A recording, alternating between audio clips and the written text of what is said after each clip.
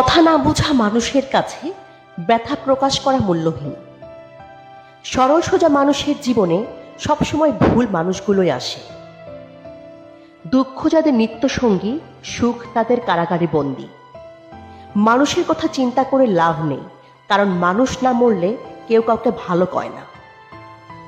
জীবনটা হলো একটা অসমাপ্ত উপন্যাস, যার শেষটা কেউ লিখে যেতে পারে না।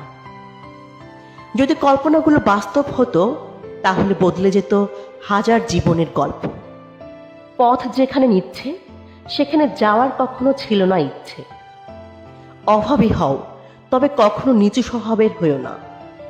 আমরা মিশুক নই, অথচ মানুষ আমাদের সস্তা ভাবে। প্রয়োজন ফুরালে গাছের পাতাও ঝরে পড়ে, আর আমরা তো মানুষ। শখের বয়সে যারে মনে ধরল, তারে আর কপালে ধরল না।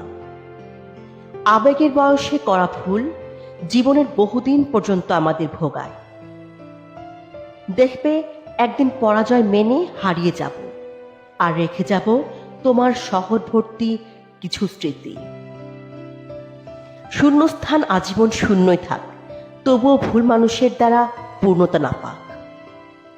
জীবনে সুখ খুঁজতে খুঁজতে একদিন মৃত্যুর কাছে পৌঁছানোর নামই বোধ হয় জীবন। মানুষের মন জয় করা এই জীবনের সবচেয়ে কঠিন কাজ। বাস্তবতা অনেক ভয়ঙ্কর, যা কল্পনা করাও অনেকের সাধ্যের বাহিরে। তুমি যত সাধারণ, ততই সুন্দর।